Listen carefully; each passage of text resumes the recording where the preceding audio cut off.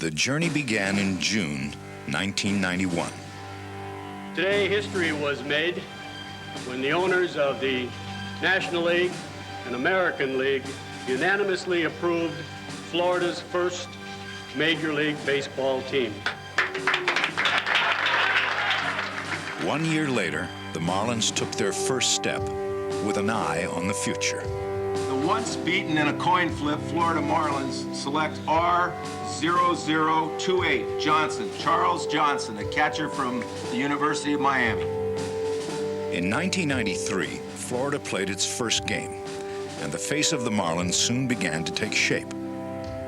But they needed a leader, someone with a proven record who could guide them to their first winning season, take them to the next step. I think everybody has this perception that we went out trying to buy a pennant, trying to buy ourselves into the class of the Braves. You're not going to do that. I think right now we're in the same division with the Braves, but we're not in the same class yet.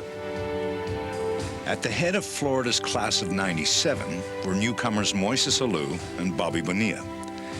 The Marlins solidified their pitching with Alex Fernandez. He backed up Kevin Brown, who himself had quite a year. In there for called strike three. He got him looking, and Kevin Brown has fired a no-hitter in San Francisco. They're mobbing him. The maturation of first draft pick Charles Johnson was the final touch in Florida's 92-win season. A wild card berth and a date in the division series against the National League West Division champion, San Francisco Giants. Their first ever postseason game is a scintillating one as they win it in the bottom of the ninth, 2-1. But then the Marlins had their share of late-inning heroics. Here comes the runner home. Oh, it hits the mound. The Marlins win. Sheffield scores. One more win, and the Marlins would make it to the League Championship Series in just their 5th year. Devon White provided the offense. In the air to left. Bonds goes back. Bonds to the track. This ball is a grand slam home run. And to slam the door on the Giants, closer Rob Nen. In their first foray into postseason play, Florida didn't lose a game. And this could do it. Counsell throws him out. The Marlins sweep, and the Braves are next.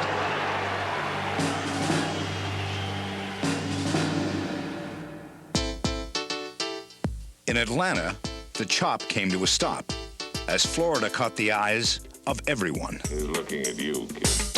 Maddox's defense betraying him here in the first. Looking at you, kid. With Fernandez done for the year, the Marlins could have gone belly up. Instead, they beat one Cy Young Award winner after another. And when Kevin Brown got sick, 22-year-old Livan Hernandez struck gold. Got him! It's his 15th.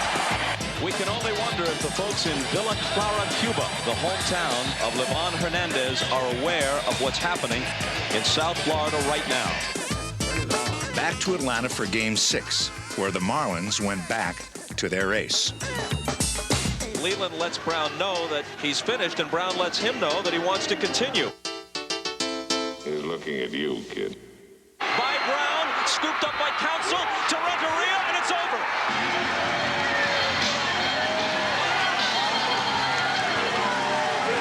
It would be sweet in any case, but how much sweeter is it that Jim Leland, for the first time in a long and distinguished career as a Major League manager, is on his way to the World Series.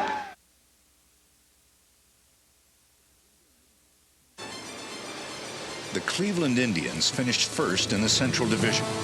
But against the Yankees in the division series, their bubble seemed about to burst, trailing by 1 in Game 4. 2 out here in the 8th. These Cleveland fans saying, don't let it end.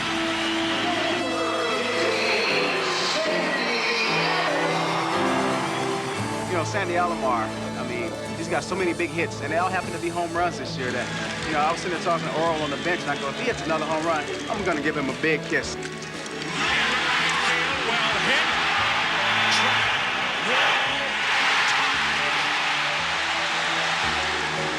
what a gutsy performance he had right there. I mean, that's awesome. I mean, if we don't pull that out, we go home for the year. And now Omar Vizquel with Grissom carrying the winning run in his back pocket.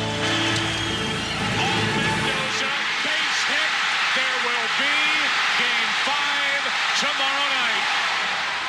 It was this triumph against the defending champions that first brought the word destiny into the minds of Cleveland fans. Game 5 brought it to life. Into left center field. Giles is there. Celebrate. There would be a new world champion in 1997. Why not Cleveland? This is the first step. We still got 2 more to go. We got 4 more games to win in Baltimore, then we go. But down 1 game to Baltimore, the Tribe trailed 4-2 in the 8th inning of Game 2. Then, Marquise Grissom. Into left center field, deep left center field. Track, wall, gone. A 3-run home run for Marquise Grissom. And a 5-4 Indian late in the 8th. The series moved to Cleveland, where a classic pitching clinic unfolded as Oral Hershiser and Mike Mussina locked horns. That is 15 strikeouts for Mussina, an LCS record. Then, tied at 1 in the 12th, an amazing play. If you're going to put the squeeze on, now would be a good time to do it. Speed on at third. Here comes Grissom. And safe at the plate. Indians win. Vizquel missed it. Davey Johnson arguing that the ball was fouled off by Vizquel. It looked like it was a foul ball to me. Unbelievable. The next day, another bizarre play at the plate. Another sign of destiny. In the dirt, to the plate, the runner is safe. Justice scores, and now here comes Alomar. 2-run score. Tied at 7 in the 9th. 2 on, 2 out, and Sandy Alomar could cap a tremendous night. Into left center field. Indians win. Cleveland had captured its 5th consecutive 1-run victory, but they need 1 more to reach the World Series. Once again, pitching was the story. This time, it was Mussina against Charles Nagy, scoreless baseball into the 11th. That's when a wondrous series subplot unfolded. Before the game, Tony Fernandez hit a batting practice ball that bruised Bip Roberts. So Tony took his place and came up to bat in the 11th. That's well hit, in the air to right. Track, wall, gone. And the Indians take a 1-0 11th inning lead.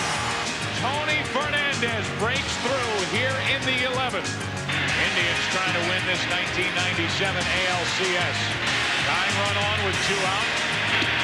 Strike 3 called, and the Indians are headed back to the World Series. It's been a funny day all day. You know, I go out there and BP. Never been hit by a line drive in my life. I get my thumb crushed, and the guys go, Tony's gonna win the game. And it has to have been divine intervention, because it wouldn't have happened. Oh, my goodness. Oh! Presenting the 1997 World Series, featuring the Cleveland Indians and the Florida Marlins.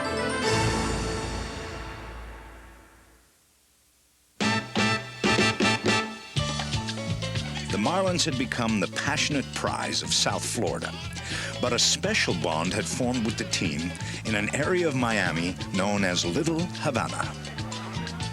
Here in South Florida, we have about 1.2 million, 1.5 million Hispanics. About half of those are Cubans, and Cubans have suffered a lot of other political situation, having to leave their country. They've been suffering a lot lately, and lately, unfortunately, it's about 40 years. But in the face of sorrow, baseball in Cuba has always flourished, and the proud Cuban baseball fans now in Florida now had a hero of their own. For Cuba's second greatest import was a 22-year-old man who defected in '95. Pitcher Livan Hernandez. Yo estoy ahí, tengo dos y ellos tienen dos ahí. Livan is the best. He's a young man, he got a lot of talent. He's a good one. Make us proud about he's a Cuban. Well, I tell you what, I never seen nothing like this. It's something you can believe when you didn't see it because, you know, everywhere you go, all you hear is Livan Hernandez. No, yo me siento bien, a mí me gusta. Well, I love the fans acting like that. I love signing autographs. I love people responding to me. I feel like I'm one of them. I feel a part of this community, and I don't feel any pressure from it. I feed off of it, and I just love Miami. Porque yo amo Miami. And with Livan, the Game 1 starter, pride ran rampant. For the first time ever, a baseball season could both begin and end in Florida. This is super special for us. The World Series in Florida for the first time. We are super happy. We're glad. We don't know how to explain our joy. Viva Livan, viva Miami.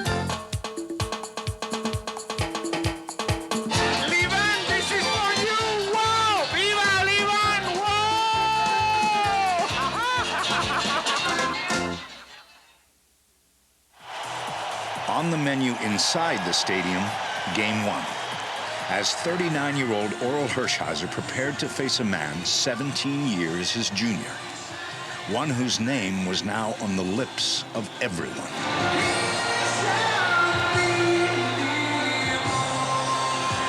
With flashbulbs popping, the first pitch of this World Series is a called strike. He's such a good player and he's such a young kid, and what saddens us all and the reason why he's touched all our hearts is because he's not here to share that with his family. They're in Cuba.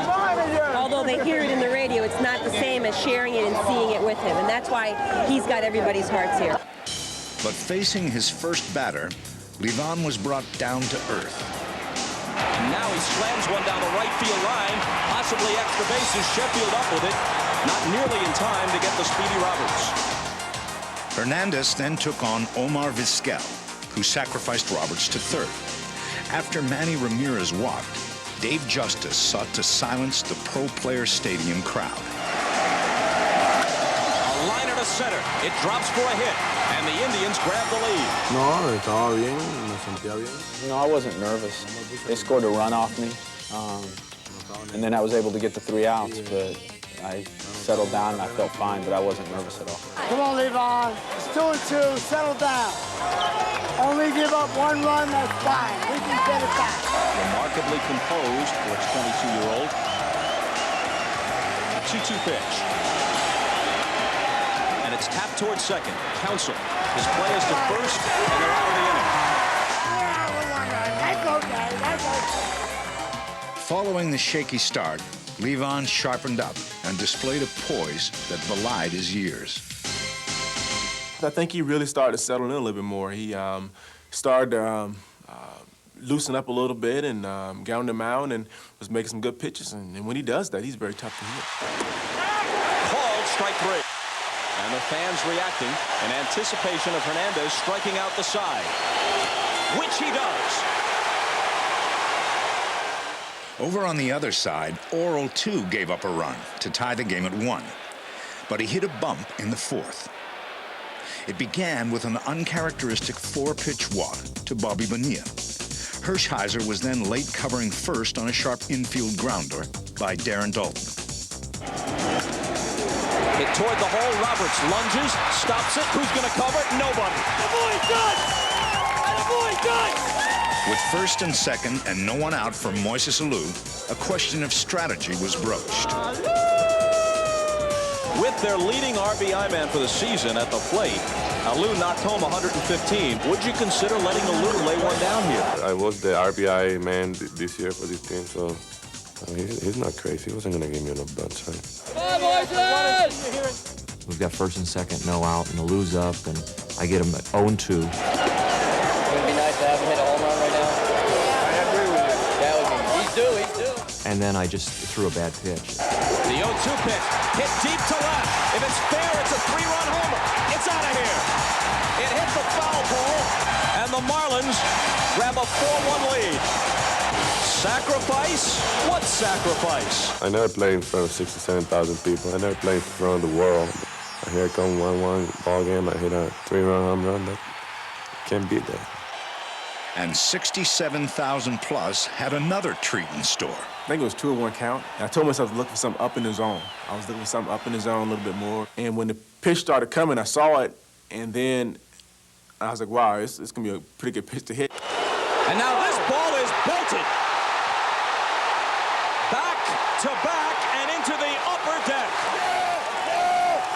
Pitchers kind of like to give them up when they're far. You hate to give up the ones that get paint on the ball on the backside of the fence because you go, oh, just a little bit, and I wouldn't have given up a home run and an out, or, oh, my outfielder could have got that. But when you give them up like that, it's like they're all worth the same, so you might as well give them up a long way. I've grown up in Florida all my life. Been here since I was 5 years old. Always wanted to see Major League Baseball in Florida, and now I have a dream come true. And I can't believe I'm going to a World Series game. This is awesome. Awesome. This is unbelievable. Unbelievable. The first back-to-back World Series home run since 1986 gave Levon plenty of cushion. But then, why take chances? 3-2 pitch. Hernandez somehow came up with that ball.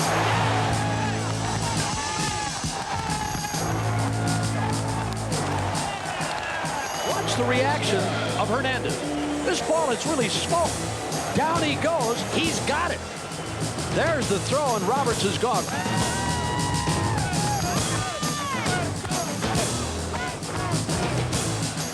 Cleveland cut the deficit to 3, but that soon changed when Jeff Conine, in his first ever World Series at bat, singled home Gary Sheffield to make it 6-2.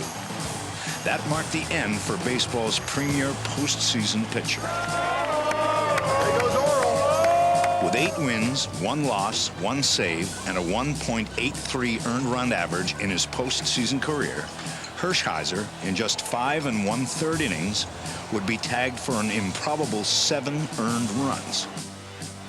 Still in 6th, Jim Thome made it a point to bring Cleveland back, in the face of skeptical Florida fans. Thome's looking, he's pointing his bat. He thinks he's Babe Ruth. In the air to left, this ball is well hit. Alou is going back. It clears the scoreboard for a home run. There is the first home run for Jim Thome in the postseason and since mid-September to the opposite field where many of his home runs go. 2 more hits, and Levon's night was also through. But he had exceeded expectations. Gotta love him, gotta love him. Yeah. Woohoo! He's taking tonight's game like it's any other game. Well, not exactly. That happens in the heat of battle. You get that way because I felt that I could have done a lot more than I did, and I could have helped my team a lot more. I've never done that before, but I think it's because we're in the finals, we're in the World Series, and I just feel that every game is important, and I didn't do as well as I should have done.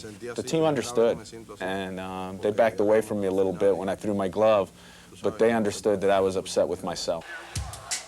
Leading by 3 in the top of the 9th, Florida called on closer Rob Nen, who with 1 out gave up a pair of hits. But with the tying run at the plate in the person of Thome, Nen put a new blip on the radar gun. He can't hit you, he can't hit you. Come on, fight!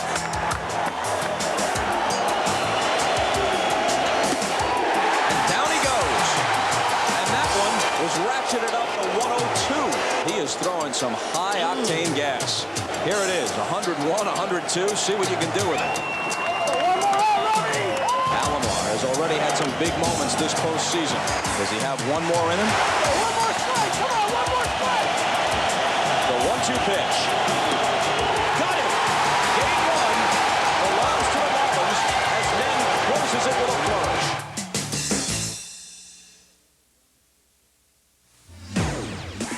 Florida had won the first round, but that in no way diminished the confidence of Cleveland fans. How many players on your franchise have World Series experience? 4, 5, is it? 4 or 5. Doesn't matter, though. The Indians have 15 experienced You got World Series experience. players. Experience Experience of losing. Marlins 1-0. We're going all the way. You don't have Kevin Brown. You don't have Livan Hernandez. You don't have the bench of Eisenreich. You don't have Cliff Floyd, our secret weapon. We don't need him. Yes, you do need him. With our ace, Kevin Brown, you know, we're feeling real confident, but we have to be careful because Cleveland is a very powerful team. Go try. Switch. For Cleveland in Game 2, Chad Ojay, the losing pitcher of record in the 2 American League Championship Series games Baltimore won. His opponent, the winner of 2 games in the NLCS, Kevin Brown. Brown hadn't lost a decision in his last 14 starts, but he made a pitch to change that with 1 out in the top of the first. Vizquel jolts one to right. Back goes Sheffield, away back, and it's off the top of the wall. Vizquel on his way for 2, and he'll stop there, missing a home run by about a foot. 1 out later, Justice made Brown pay, with Omar now on third. This ball is lined to right, and they're on the board first. Justice comes through in the first inning again. While CJ took the mound to try and calm his pitcher down, an attentive Charles Johnson Sr. displayed a father's knack for insight. Yeah, Charles worked hard at calling games, you know, and Kevin has a lot of confidence in Charles. And Dad has a lot of confidence in his son to keep Justice from reaching second. Running situation, he may run. But he doesn't have the Ken Lawson speed now. No, he don't have that kind of speed or the Marquis Grissom speed. But he'll run. There he goes on the pitch to Williams, challenging Johnson. Never a good idea. Yes! There you go! Yes! There you go! There you go! There you go! It remained 1-0, and in the bottom of the first, Gary Sheffield had a moment of fear, with Edgar Renteria on first and 1 out. There goes Renteria, and the pitch hits Sheffield, and he is hopping around in pain. Boy, that hurt. That hurt. Yeah, that hurt us. This ball just kept running in on him. Running fastball from OJ, and Sheffield, who's one of those guys that dives in, that one nailed him. Well, you know, I've been hit there before, and that's the same hand where I broke my thumb. And it's the same wrist I had a problem with in Milwaukee. So this is a bad hand for me. And to get on this hand, hit on his hand, and it's 75 degrees, and you don't have no feeling, you know, you think something is wrong. Sheffield shook it off, and that put runners on first and second. Then, following a fly to center by Bonilla, Jeff Conine looked to get his second series RBI. Lines it to center. This will tie the game. Grissom over to cut it off. Renteria scores. Sheffield stops at second, even at 1. Having seen Conine and Justice play deja vu, Moises Alou had to wonder if with men on, he could repeat his Game 1 success. Almost. Long drive to left. Back at the track and caught back there by David Justice. I still having nightmares about that pitch. I mean, I'm not trying to talk bad about OJ, but he made a mistake, and I should have taken advantage of it. I was so mad because that was a hanger-breaking ball, and that would have been my second 3-run Johnson right there. And I would have, I mean, that would have been a different ball game. Alou helped soothe the pain with a leadoff double in the fourth, and that provided Johnson with a bevy of options. Well, let's see if Charles Johnson here, with the runner at second and nobody out, tries to hit one to the right side to move him. Let's go, CJ!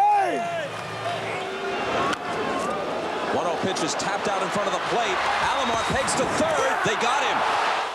I charged the ball. I saw Moises Alou had a bad jump in second base, so I took a chance to throw the ball at third base.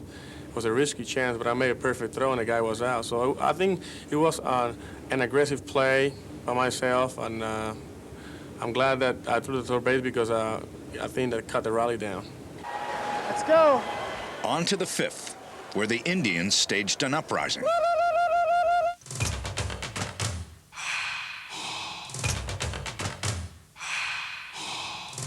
Two singles here in the fifth, first and second with 1 out. Florida fans felt fear, for the World Series hit machine, Marquis Grissom, had a predetermined plan.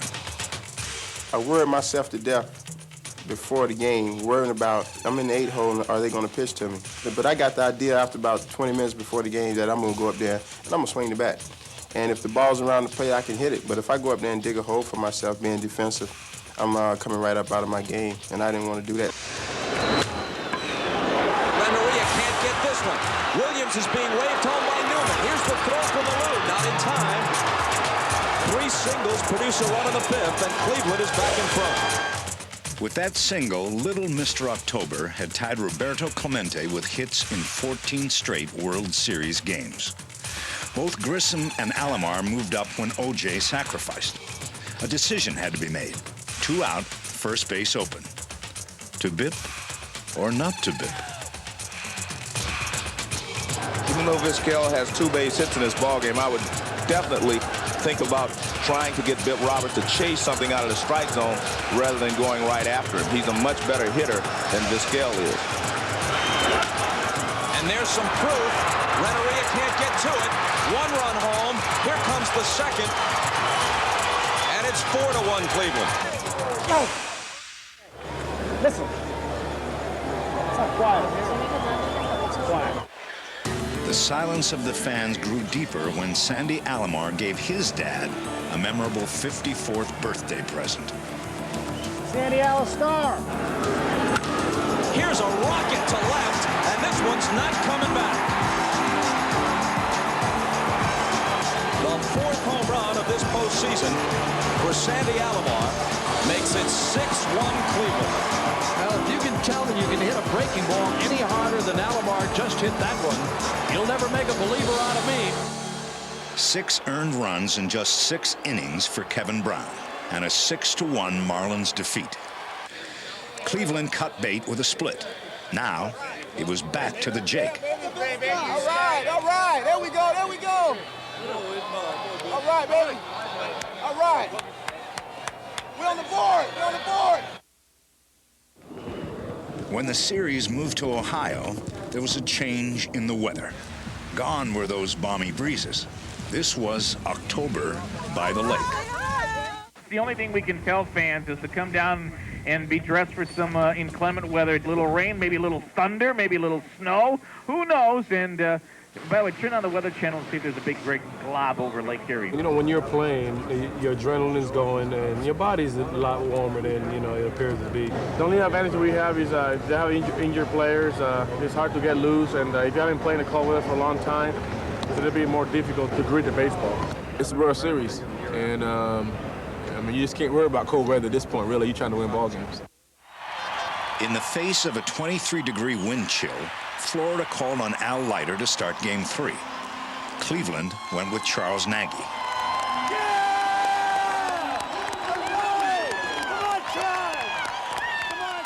And as the game got underway, the hot topic was whether the cold would affect the bruised wrist of Gary Sheffield.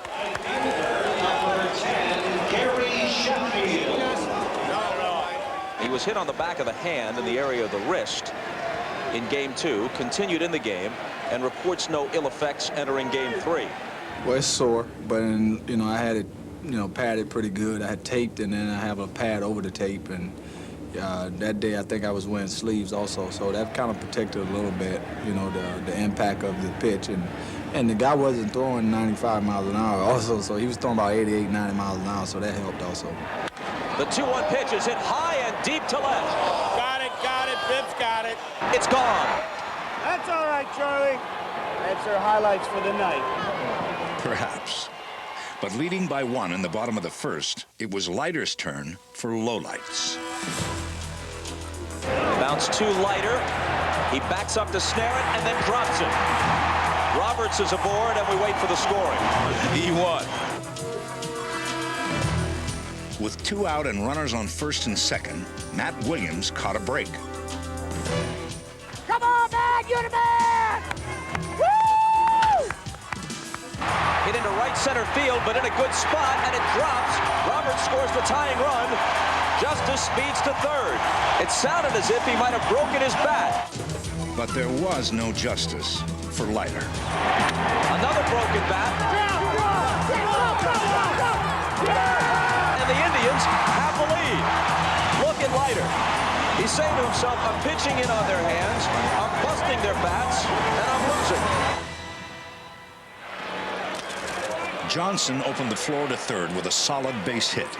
And after Craig Counsell struck out, Nagy began living on the edge. Ball four. Ball four, and the bases are loaded for Sheffield. And now the 3-1 pitch. He walks in a run to tie the game. Nagy towed the line again in the fourth against a locked-in Darren Daulton. In the air to right center, and very well hit by Darren Daulton, and with the wind, you can tell it goodbye. A 3-2 lead for Florida, but not for long. For in the bottom of the fourth, it was Leiter who suffered the base on balls bugaboo. He walked Alomar, Tomei, Grissom, and Vizquel to tie the game at 3. Ramirez took the stage with 2 out.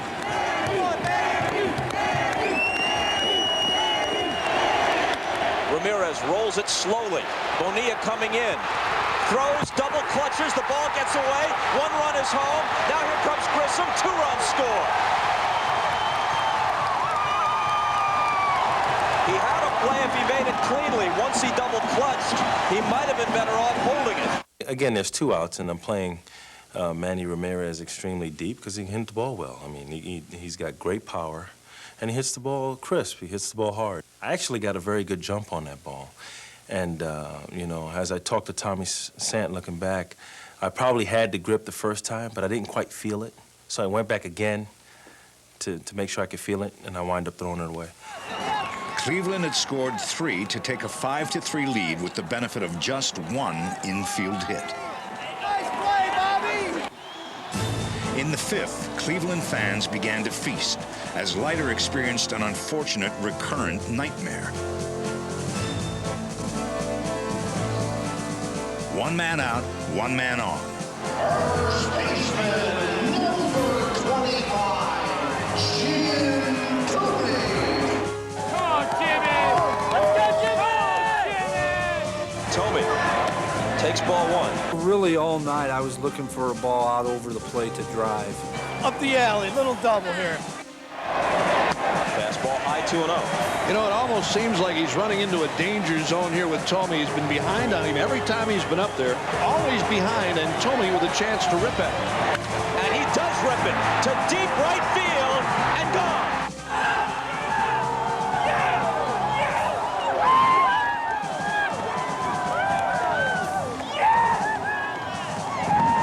We got the feeling that it was over at that time. We had a real good feeling that with the home run, it put us over the top and that we could relax a little bit. The confidence was understandable. The Jake very rarely let 4-run leads slip away. But with 1 on in the top of the 6th, Jim Eisenreich issued a most unexpected warning.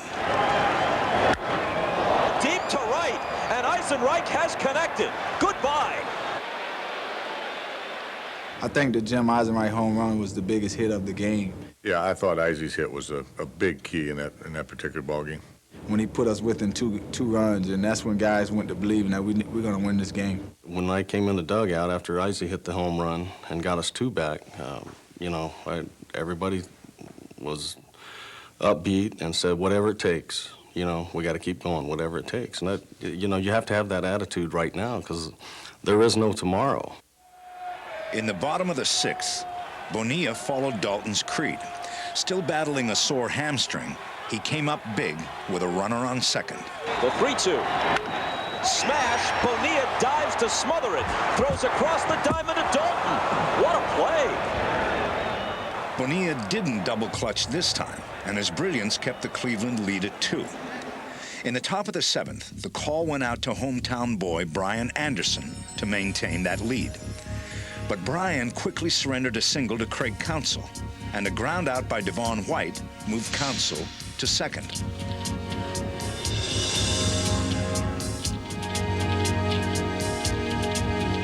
Jackson was summoned to face the first Colombian ever to play in the World Series, Edgar Renteria. Run some heat! It's this one sharply and through the middle. They'll be within one. Counsell is being waved home. Grissom's throw is cut off, and it's 7-6. Ooh. Suddenly, it's a one-run game, and here's Sheffield. A called strike. I seen the way Marquise was playing me pretty much to left center. And I just told myself, don't try to pull the ball because, you know, they positioned it, you know, to catch anything I hit over there unless I hit it out the park. So I just told myself just to, you know, stay on the ball. And if he throws away, just try to go away. And he threw it out over the plate. 1-1 pitch hammered to deep center field. Grissom on the run. It short hops the wall. It's going to tie the game. Renteria being waved home on the double by Sheffield. 7-up. The beauty of baseball had ambushed the Tribe, for a game that appeared to be over was far from it. Come the bottom of the seventh, Felix Heredia was in his third solid inning of work, and he was now getting plenty of help from the Florida defense. Tomey with a drive. He's hit one earlier. Sheffield's going back. Sheffield to the wall with a leap. He caught it. He caught it. He caught it. The play of the series. The play of the World Series from Gary Sheffield. As the game moved to the ninth, it became a test of survival. The frigid winds blew stronger as the night grew longer. Eric Plunk walked Bonilla to open Florida's ninth, and with the cold and the hamstring, the question arose: do you pinch run for Bonilla? In that particular case, I'd already used Kurt Abbott, and I wouldn't have had another infielder had I run for Bobby if somebody got hurt. So that was the main reason there. The point became moot when Dalton pulled the trigger. Rifles this one by the diving Fernandez. Bonilla is going to try for third with a sore hamstring. Here's the throw, and it gets by Williams, goes into the camera well, and Bonilla's waved home.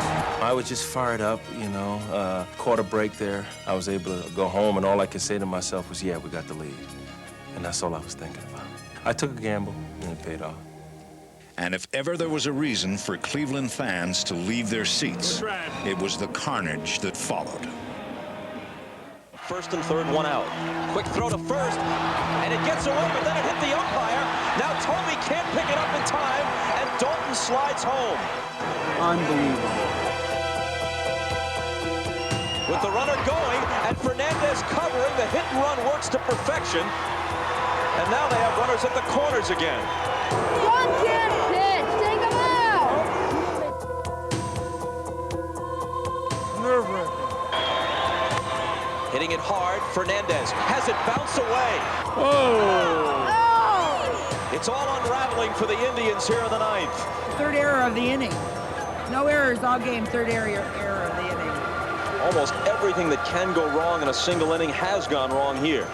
As a 7-7 game turns to 10-7 and now more. Sheffield on the first pitch knocks home two more with a single to right.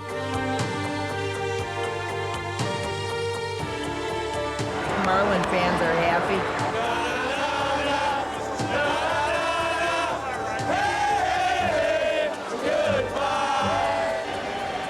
After Bonilla knocked home the final two runs, the onslaught, mercifully, was over. It's going to sound like a football score. It's 14-7. Dolphins over the Browns, and with the likes of Jim Brown nowhere to be found, the chant of Marlins fans filled the air.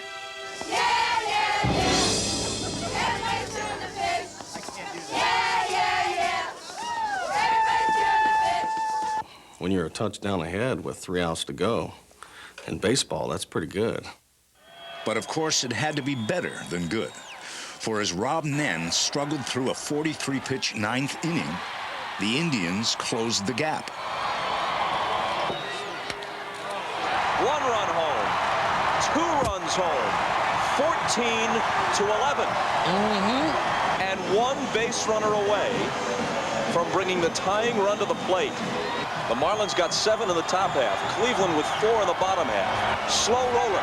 Counsell charging, throwing. It's over. The second most runs, the second longest game in World Series history. Well, I think it was ugly for 26 outs for me. And when they hit that ground ball to Counsell, it became the most beautiful game I ever saw in my life.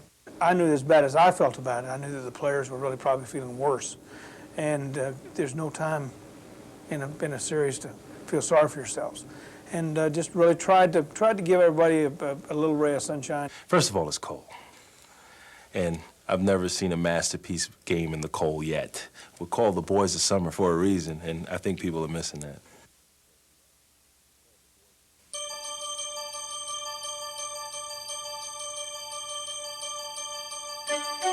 Of course, no two baseball games are ever alike, much like the new element that precipitated Game 4. I'm in the Christmas spirit with this snow. Yes, that's snow. It really snowed heavily here in Cleveland. Nothing that really stayed on the ground, but batting practice had to be stopped for a little while. Both clubs did hit tonight, despite the fact that it was very cold. This is baseball by Courier and Ives.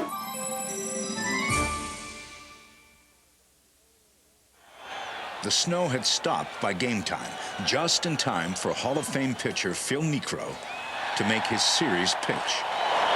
Right down the middle of the plate, again.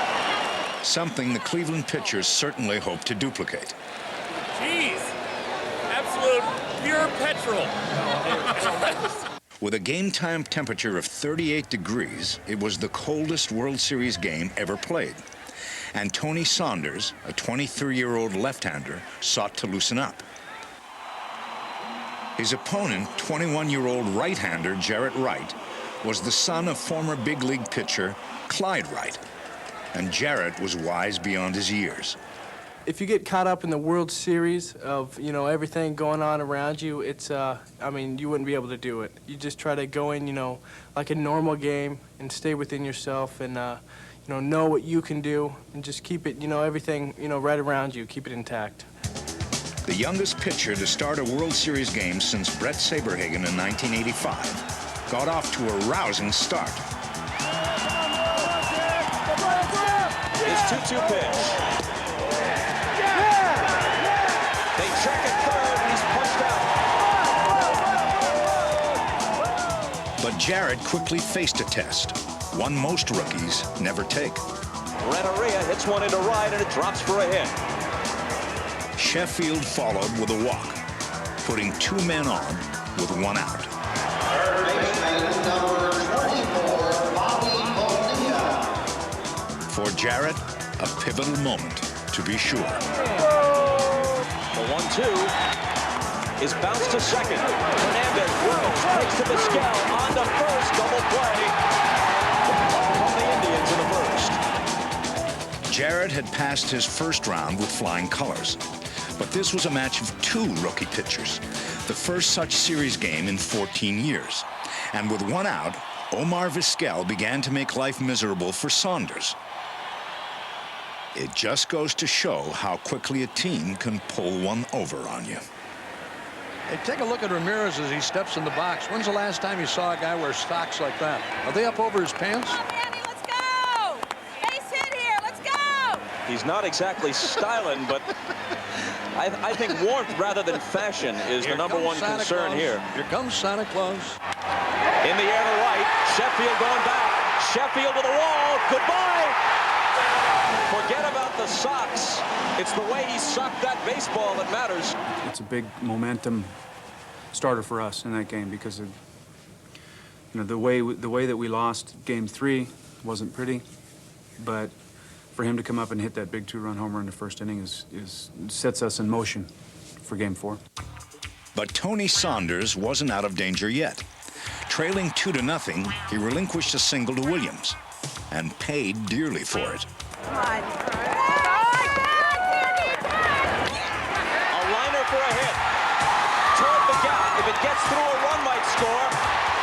On his way to third is Williams. Newman's waving him home. Could be close on Renteria's throw.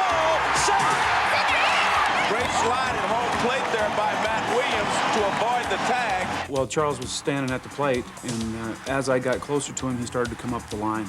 And I knew that the throw, you know, he was going for the ball, the throw was going to be up the line a little bit, so I tried to go to my left and tried to slide around him. It wasn't pretty, but it worked.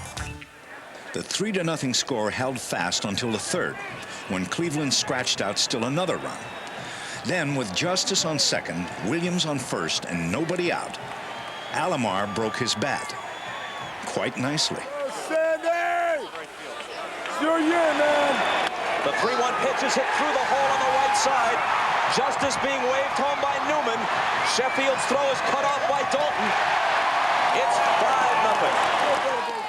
When Jim Thome walked to load the bases, Tony's night came to a close.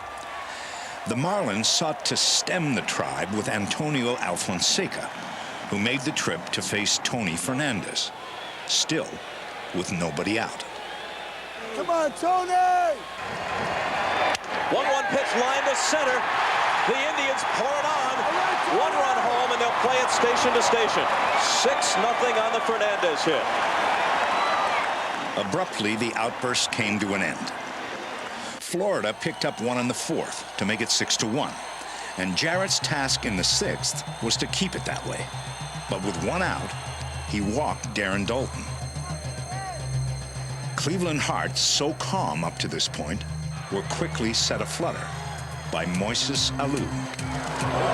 And here's a drive. Roberts turns and watches it leave. And just like that, it's 6-3. And with 1 swing of the bat, they figure they have a chance of winning again. More potential trouble for the Tribe, as Jim Eisenreich then singled. But the rookie persevered. Johnson lines it to Thome. It's going to be a double play after this little do-si-do with Eisenreich is over with. The Book of Jarrett, Chapter 6.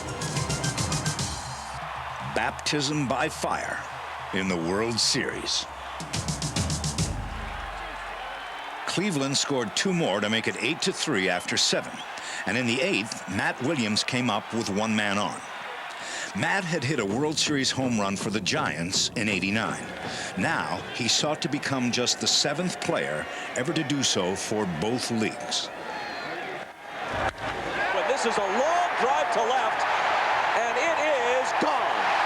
Matt Williams putting the finishing touches on a perfect night. 2 singles, a homer, and a pair of walks. Second Indian homer of the night, bringing the score to 10-3 in the 8th. With such a commanding lead in the 9th, it would have taken quite a leap of faith for reliever Brian Anderson to think the Marlins might duplicate their Game 4 explosion. But he made certain with his 3rd straight solid inning of relief. 1 strike away from a tied World Series. Check swing roller, Anderson. It's down to a best 2 out of 3.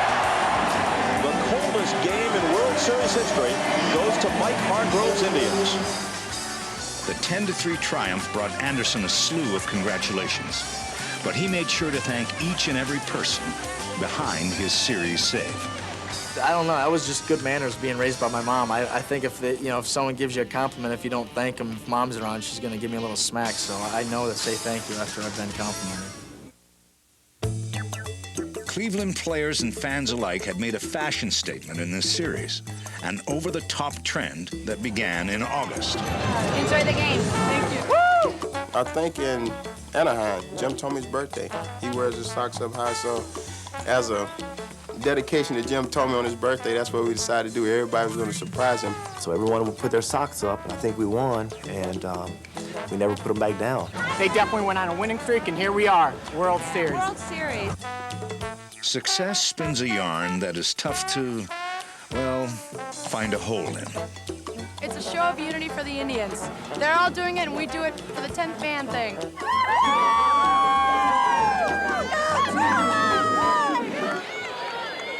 Game 5 produced a rematch between Oral Hershiser and Livan Hernandez, looking to become the first rookie in 50 years to win 2 World Series games.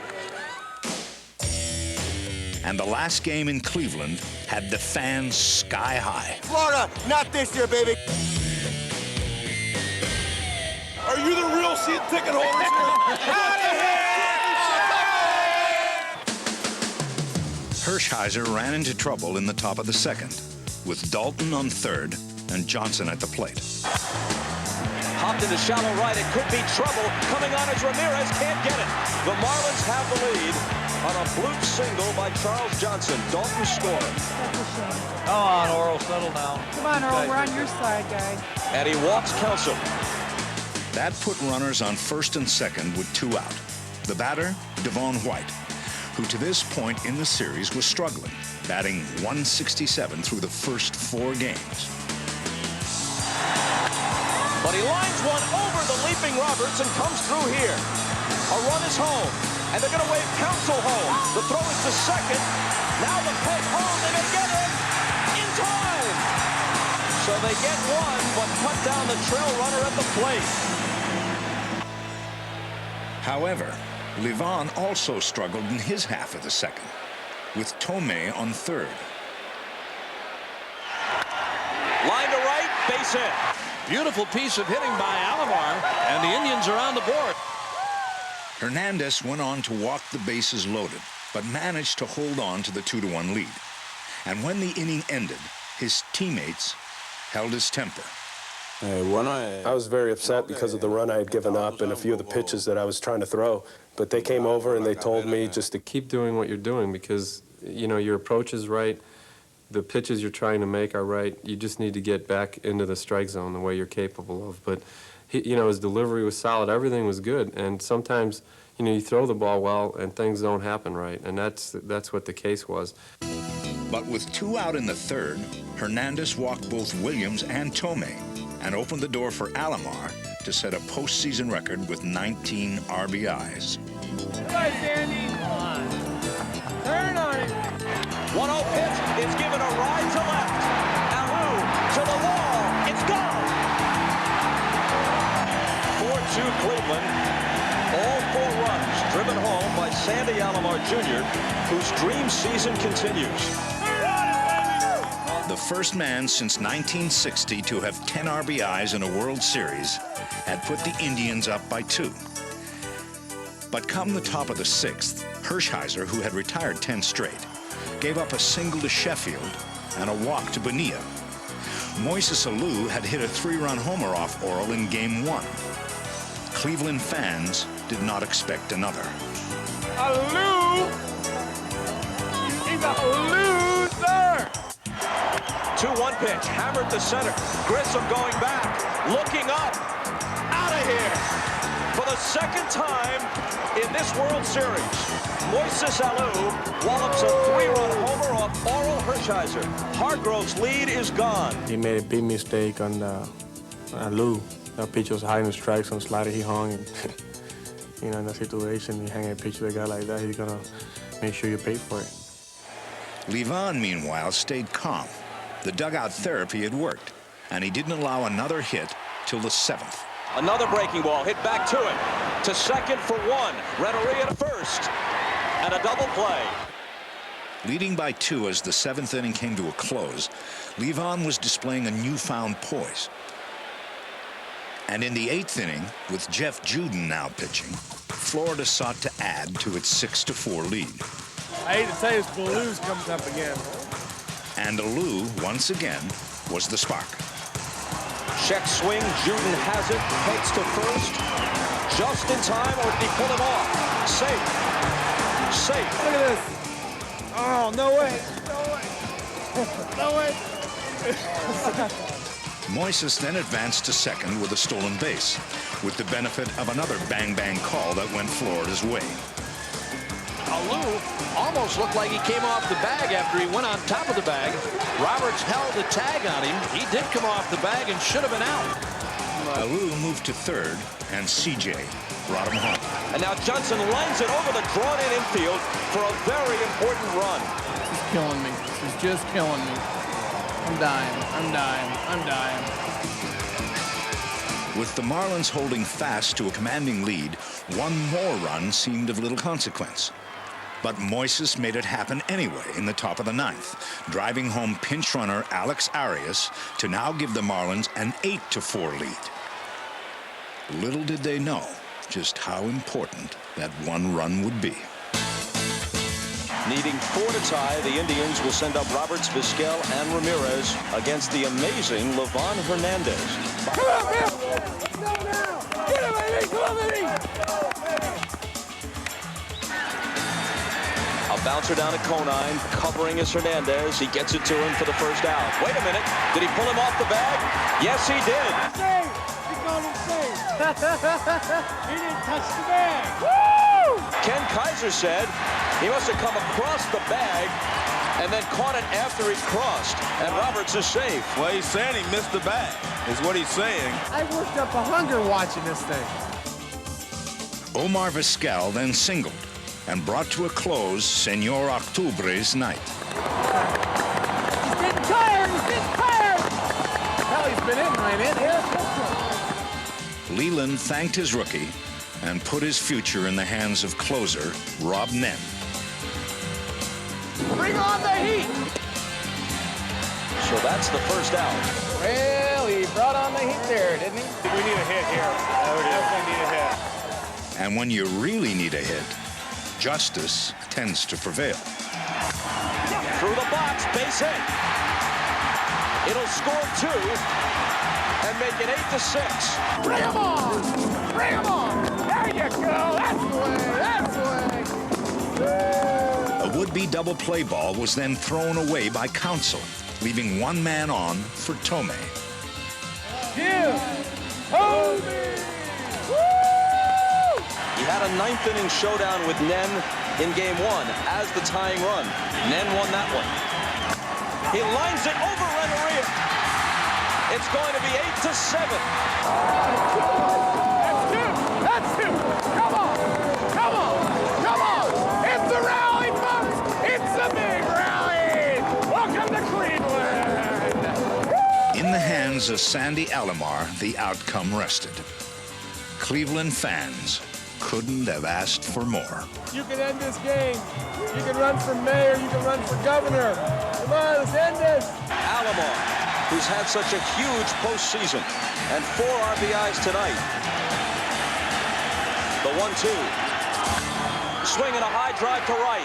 Sheffield, not quite to the track. And the Marlins will take a 3-2 lead home to Florida. It's okay, guys. Come on. Just got to pick up 2 in Florida. Got to pick up 2 in Florida. Oh, well.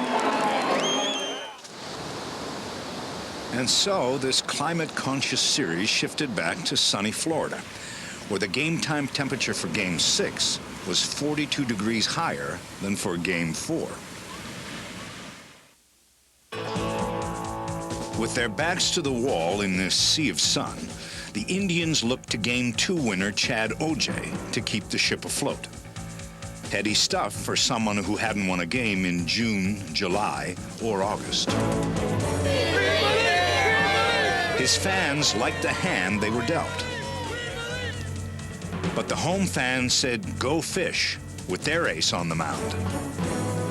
Kevin Brown had the backing of 67,498, the largest series crowd in 34 years. Brown, total domination tonight. Brown, yes! Total domination. We're winning it tonight. No doubt about it. Johnson, Gold Glove. We got Sheffield going. Alou's getting hot. Brown's out. Doing it for Fernandez. He's going to be smoking tonight. He's going to be smoking. But in the top of the second, Matt Williams got credit for a most generous single. And Brown then walked both Jim Tomei and Marquise Grissom to load the bases. That brought to the plate a man who hadn't had a hit since high school in Lake Charles, Louisiana. Pitcher Chad Ojai. We know Chad Ojai can bunt in a sacrifice situation, but that's not in order now. He swings and taps it foul.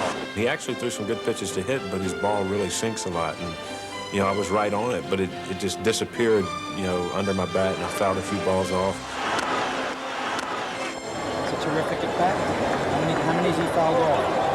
At least 2 or 3. And I just made up my mind. I'm just going to try to bloop one in to the right field side. And he lines the ball into right field for a base hit. How about that? 1 run home. Second man being waved in. Johnson leaps to the peg, and by the time he comes down, the Indians are in front 2-0. you know, when I got the hit, I was just like, oh, go through, and it did. And then I looked back and I saw Tommy score from second. I was like, oh my gosh, two runs just scored. And I'm like, no way, because you know you're not used to doing that, and you've never done that in a game, and you know I hadn't done that since I was a little kid. But I was like, wow, this is fun. This is what baseball's about. Of course, Chad's primary purpose was to pitch, something he did most successfully, with a little help from his friends on the defense. And it's given a ride to deep left center field. Grissom on the run. Grissom with a fine catch, almost 430 feet from home plate, and made it look almost nonchalant going to the basket catch. Did you see that? Yes. That was like a Willie Mays type of catch. Too bad it wasn't for us. O.J. was certainly impressed. His 2-0 lead remained intact, but not for long. For Omar Vizquel put on quite a show in the top of the third against a pitcher he was 3 for 31 against before this series. If he goes 3-2 again, I'm gonna have a stroke. 3-2 pitch. Fair ball by the diving Conine, and down the line. Vizquel on his way to second. Sheffield has trouble with it, but Omar will hold with a double. Then on to third. Can't take it. And now Ramirez lifts one to left center field that should at least get a run home. He's gonna score right now. He's gonna score right now. And Omar can walk home.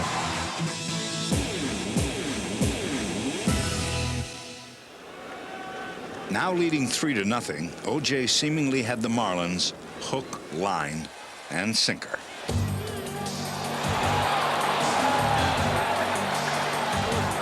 Most frustrated was Jeff Conine, who was Willie Mays by Grissom his last time up. Here's the 1-0 pitch to Conine, and he hits one solidly to left. Coming on is Justice for the skidding catch.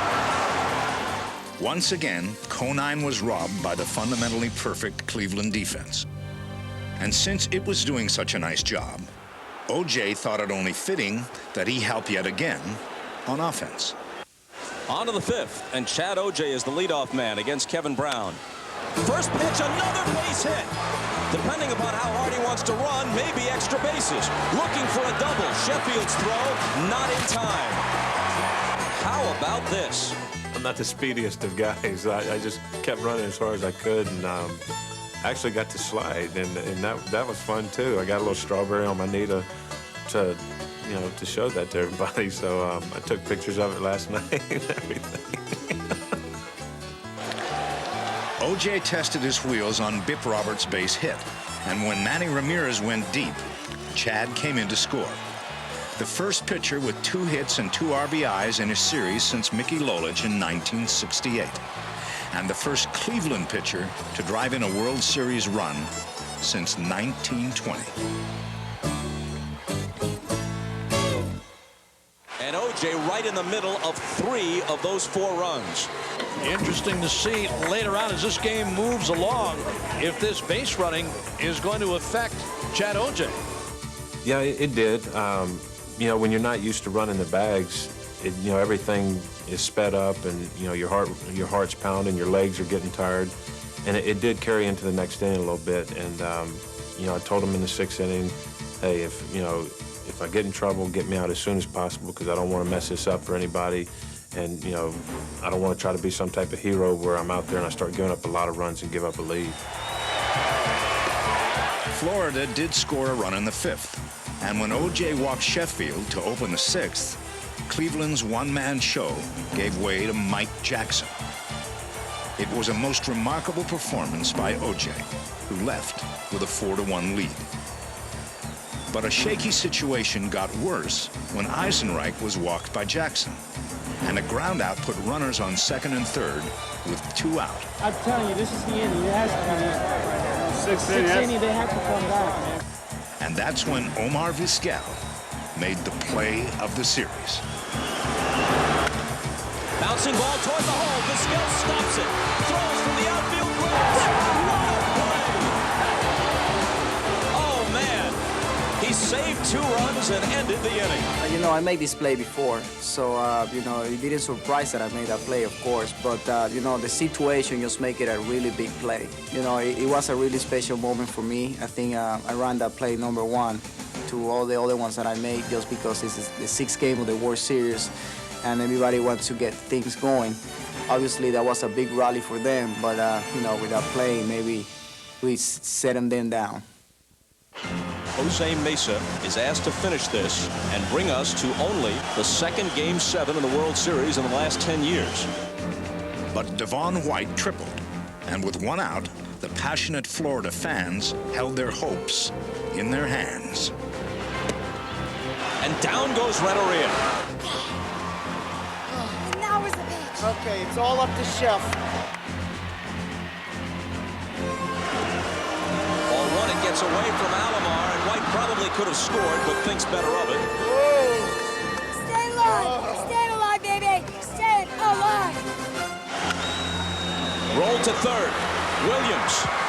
Game 7 tomorrow night. The Indians had beaten Kevin Brown and the odds. Now, just 1 game remained. You big guy. Game 7, baby. Game 7. This is it. This is it. Do or die. All the marbles tonight. Tonight, the Marlins take their first World Series championship home. It was Game 7, the final stop of the journey. Both teams began their quest in Florida. Both would end it here. But only one would claim the crown of baseball's best. Game 7, what it's all about. Win or lose, no one in the park was happier than Livan Hernandez. His mother, Miriam Carreras, received last-minute permission to leave Cuba to join her son for Game 7. Jarrett Wright was handed the ball for the most important game of the year. The first rookie to start a World Series Game 7 since Joe McGrain in 1987. His opponent, 11-year veteran Al Leiter, who retired the first 6 men he faced with ease, but opened the 3rd on an ominous note. And he walks Tommy, who becomes the first man to reach against him. There we go. We got a little action at first. Grissom to the plate. Double play. And the 3-2 pitch hit toward the hole for a base hit. Tommy will stop at 2nd, and Jarrett Wright comes up in a sacrifice situation. Hey, too bad OJ isn't up. He can double right now. Yeah, OJ. He'll try it again, and he'll bunt it fair. It's a hard bunt. Dalton wanted to go to 3rd, but couldn't get the ball out of his glove, and now has to settle for the play at 1st with Counsell covering. After Leiter got the 2nd out with a short pop fly by Vizquel, he faced Tony Fernandez. But remember, Tony Fernandez, very good hitter from the right side. Hit a line drive to center field in the 1st inning, so he's not out of this jam yet. And Fernandez with a liner into center for a base hit. Tommy scores. Grissom is right behind him. It's 2-0 Cleveland. Tony Fernandez, who won the pennant for them with his 11th inning home run at Baltimore in Game 6 of the ALCS, delivers an early hit that could be the decisive hit in the World Series. Could be. Look at that cheering over there. It's not over. It's early. But it was getting late in a hurry, for both Wright and Leiter had risen to the calling of a Game 7. Leiter.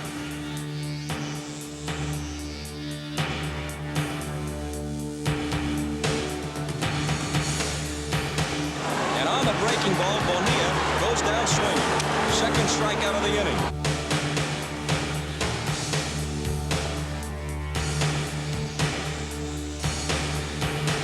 Struck him out with the high fastball. And a called strike 3. Leiter struck out the side.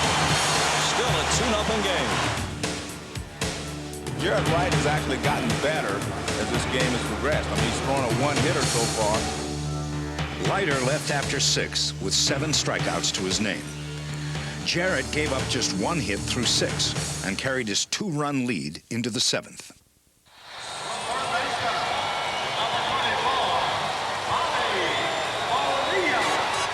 Bonilla had struggled, but his fans held out hope. He's capable too. I hope we don't hit it on the ground. I go fast in my wheelchair when he goes on there.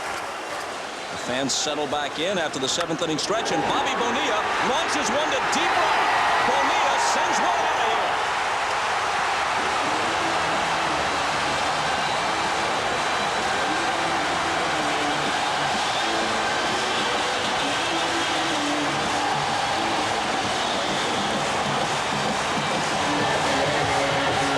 On the first pitch in the bottom of the 7th, the previously slumbering Bobby Bonilla awakens, and it's a 2-1 game.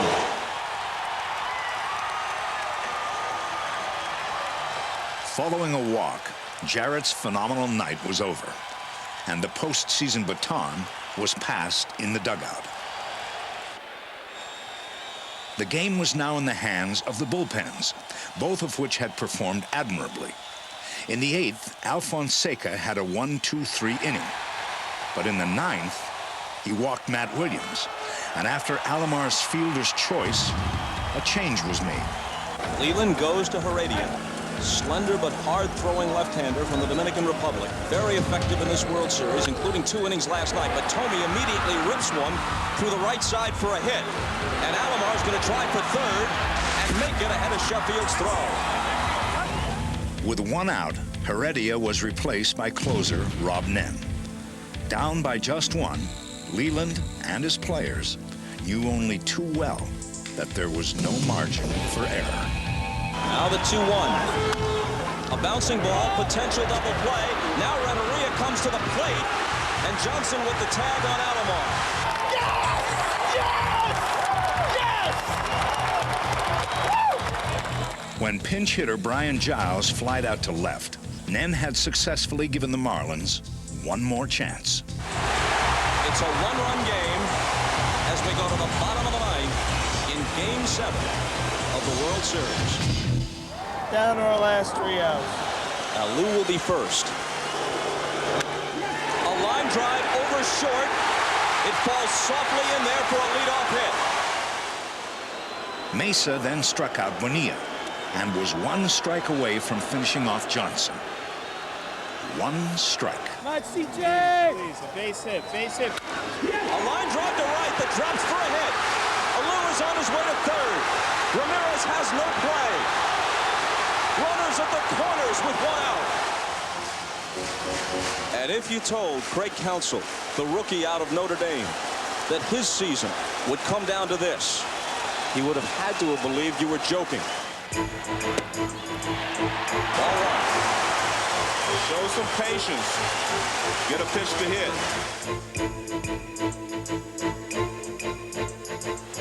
Mesa's 1-0 pitch.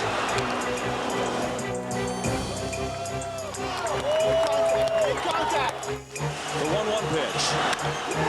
A deep drive to right. Ramirez on the run. Makes the catch. Tagging is a Lou. Game 7 of the World Series is tied. A 27-year-old infielder who got his first big league hit just 3 months prior had sent Game 7 of the World Series into the twilight zone. Top of the 10th. Nen gives up a single to Fernandez, but strikes out the side. Bottom of the 10th. With 1 out, Mesa allows a single to Renteria. And the 4th ever extra inning World Series Game 7 now swings to Sheffield. Gary Sheffield earlier tonight addressed the players in a very emotional speech and talked about winning this thing and winning it for Jim Leland. He goes, and Sheffield grounds it to the left side. It's a tough play, and Vizquel will eat it. Sheffield is aboard with an infield hit. Angelosi, 34-year-old, well-traveled veteran, switch hitter. That's a strike, 1-2. A good pinch hitter through the years. Mesa's 1-2 pitch to Cangelosi. Taken high. A full count to Cangelosi. 2 on, 1 out. Bottom of the 10th. 2-2 game. The 3-2 pitch. Called strike 3. With the danger far from over, Hargrove calls on the veteran Charles Nagy to face Moises Alou. Alou flies to right, and a classic series game moves on into the night. Jay Powell is on the mound for Florida in the top of the 11th, and he issues a walk to Matt Williams. Fundamental baseball strategy calls for a bunt, but Alomar? Sandy squares, bunts in front of the plate. Powell is on it, pegs it to second, and they get the force. The 0-2 pitch, hit to Counsell. There's one. Renteria on to ice and right to complete the double play. The Marlins had survived another round, and as Bobby Bonilla came to the plate in the bottom of the 11th, both he and 67,000 fans had the same thought in mind. Hit hard through the middle for a leadoff hit. Now Zahn bats for the first time tonight. Squares to bunt. He lines it back to the mound. Nagy's got it. Fernandez sneaks in behind, but Bonilla is able to get back. Number 30, the second baseman, Nagy deals. And Counsell punches it to the right side. Fernandez has it go through it. Bonilla will try for third. Ramirez up with it, but there's no play on it. Bonilla dives in. So now the only choice you have is to load the bases so that you have a force out at the plate. It'll be up to Devon White. Nagy works to White. On the first pitch to Fernandez. He's got to come home, and it is in time to Alomar. Well, he got another chance right away. And that's what it means to be a professional ball player.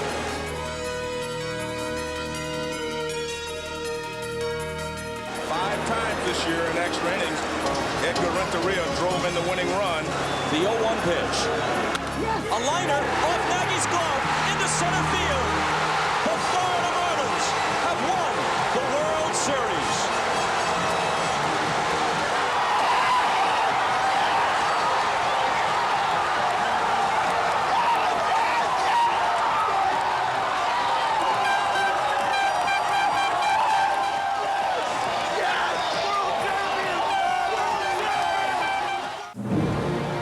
There is nothing in baseball quite like it. Every step a player takes is taken for this moment. And if for everything there is a season, this we know. It took the Florida Marlins just 5 to win the World Series. A man from Ohio lives a 33-year dream when a kid from South Bend scores on a hit by a shortstop from Colombia to help earn a Cuban pitcher the MVP. God bless America. God bless baseball.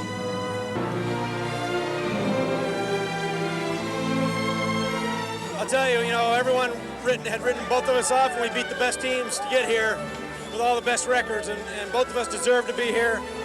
And I'll tell you what, I don't think you can find a better finish than in that game right there.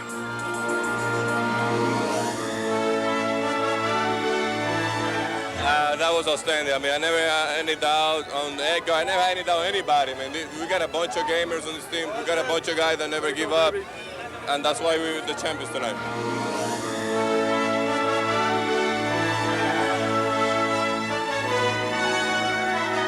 It makes all that hard work worth it, While you're going through the season, you ask yourself, why am I doing it? Why am I doing it? Just look around you. That's why you're doing it. Anybody's going to win the World Series. We wanted Jim Leland to win it because he's a big part of this team, and I think he's one of the reasons that we won the World Series. No, I can't say 5 years ago that we would have ever dreamed it would have come this quickly. And, well, they're the world champs, and they're full of character, and they made South Florida proud. 2 days later, seemingly all of South Florida gathered to celebrate their new world champions of baseball. Their thoughts brought to life by Gloria Estefan.